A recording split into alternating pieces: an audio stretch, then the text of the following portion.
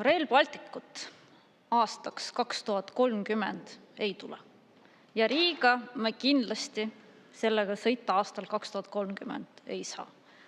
Vaatame tõele näkku ja väga paljud ametnikud, poliitikud, kes olid nende otsuste juures, kes on täna nende otsuste juures, saavad sellest suurepäraselt aru. Sest miks muidu on vajalik selline kindlustus teha, kus siis endisi, praeguseid, tulevasi juhte ja ametnikke, aga ka nende pereliikmeid kindlustatakse erinevate võimalike kahjunõuete vastu ja kindlustatakse tagasiulatuvalt erinevate nõuete vastu, mis võivad tulla nende otsuste, aga ka rikkumiste eest, mis olid vastu võetud aastast 2014. Ja nüüd see selgitus, mida ma juba mainisin, mis tuli peaministrilt, ja täpselt sama selgitus, iga vastus, mis kõlas taristuministri poolt, et see on tavapärane praktika, 20 miljonit eurot kindlustust ühe nõude kohta, erasektoris pidevalt kasutatakse selliseid kindlustusi. Vabandust väga, see pole erasektori projekt, see on maksumaksja raha eest ehitatav projekt, miljardeid ja miljardeid maksav projekt. Ja nüüd sellesama maksumaksja raha eest te kindlustate end selle vastu, et laristate sellesama maksumaksja rahaga ja tekitate maksumaksjale kahju. Ja väga õigesti, väga paljud inimesed kirjutavad mulle sotsiaalmeedias, kus küsivad, aga kuidas meie saaksime samamoodi kindlustada end valitsuse valede ja laristamise vastu? Väga õigesti inimesed küsivad. Ja teiseks, kust kohast on see ikkagi adekvaatne, et kindlustatakse ka pereliikmeid? Et mis praktika see selline on? Ja tahaks küsida, et kas meil siis teistes riiklikes ettevõtetes on täpselt samasugused kindlustused. Ma arvan, et see on see asi, mida peaks nüüd eraldi uurima. Ja muidugi eraldi riivaski mu kõrva see, et minister ütles, et selliseid tegevusi ei kooskõlastata ministritega, ei ole kohustust erinevatest tegevustest informeerida ja teavitada, et kuidas see võimalik on. Et ma juba mainisin, et täna prokuratuur käis korruptsioonivastase erikomisjonis ja ütles, et meil absoluutselt mitte mingit järelevalvet ei ole riigi ettevõttes, et riik on väga halb omanik olnud riigi ettevõtetele ja see toimub ka meil suurte projektide puhul. 2 lennufirmat läks pankrotti, Rail Balticuga miljardid lähevad ei tea kuhu. Ja minu arvates on väga suur probleem, et nõukogu on sellise asja läbi lasknud, seesama kindlustuse küsimus.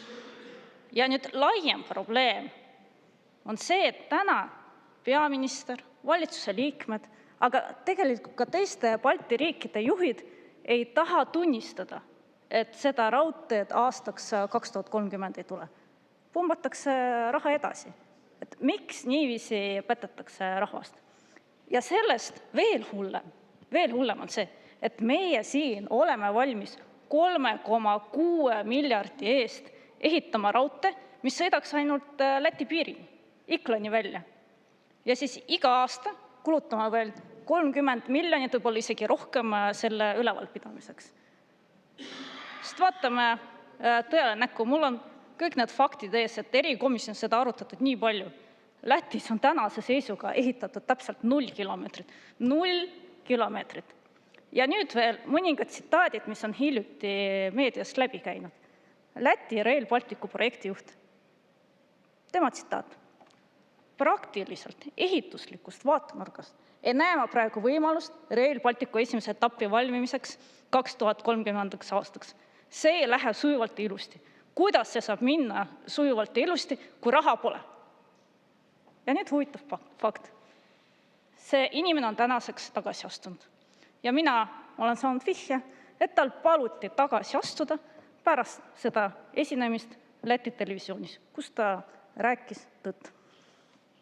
Ja räägime meil siin ka Eesti numbrites. Eesti on praegu siis Rail Balticule kulutanud suurusjärgus 600-700 miljonit. Aga projekt läheb maksma 3,6 miljardit. Ja teate, mis on kõige naljakam? See on kärbitud versioon. See on kärbitud versioon projektis. Ehk siis see ühe rööpapaariga projekt. Ja nüüd see jutt, et meil on puudu 1,7 miljardit. Meil on puudu palju rohkem raha. Ja pole absoluutselt mitte mingit kindlust, et Euroopa Liit meile selle puuduoleva raha annab. Aga Eesti maksumaksja ei suuda seda kinni maksta.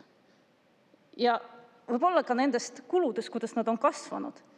Et kunagi, ma tuletan meelde, meile räägiti, et Eestis läheb maksma 1,3 miljardit kogu see täiskomplekt.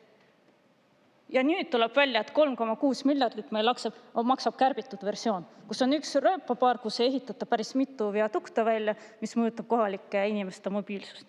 Ja kusjuures ma siiani ei ole näinud mitte ühtegi tasuvusega mõjuanalüüsi nüüd sellele uuele nii-öelda kärbitud versioonile. Et kuidas me siis selle raha tagasi saame? Sest me lihtsalt ei saagi seda raha tagasi. Rääkimata sellest, et me siis ehitame oma osa valmis Läti piirini. Sest praegu see kõige suurem oht on selles, millest ma pidevalt räägin, et mis juhtub, et me ehitame oma osa valmis, Läti enda poolt vastu ei tule. Nemad ehitavad, jah, tõesti, neil ongi palju parem ehitada see oma lõuna pool valmis, neil on Euroopaga, Leeduga, neil ühendus olemas, neil hakkab majandus kasvama, meie oleme siin üksi, et sõidame 3,6 miljardilise raudteega Läti piiril asuvasse alkopoodi heal juhul. Et seetõttu ma ütlen, et me peaksime juba praegu mõtlema, kuidas siis sellisel juhul, kuidas me saame siis oma majanduslikku kahju hüvitada, juba täna peavad need küsimused üleval olema. Ja seda mitte meie maksumaksjate arvelt. Ma korra tuletan meelde ka seda, et meil on 3 riigi vahel sõlmitud leping, ratifitseeritud parlamentide poolt, et raudtee peab valmis saama 2025 ja 2026 me peaksime seda kasutama. Ehk siis praegu tegelikult me peaksime juba sõitma Varssavisse Rail Balticuga. Ehk siis nüüd, kui see aasta läheb mööda, kui tuleb uus aasta, kaotab see leping oma kehtivuse. Et põhimõtteliselt mitte keegi ei vastuta enam mitte millegi eest. Ja ega vastuta ka kahju tekitamise eest. Ja need, kes vastutavad, need on endale juba kindlustuse ära teinud, et ärge muretsege. Nii et ainus, keda soovitakse vastutama panna, maksma panna, on kahjuks meie maksumaksja. Nii et minu soovitus jällegi aitab loosungitest ja vaatame otsa faktidele, mis meil reaalselt toimub. Aitäh!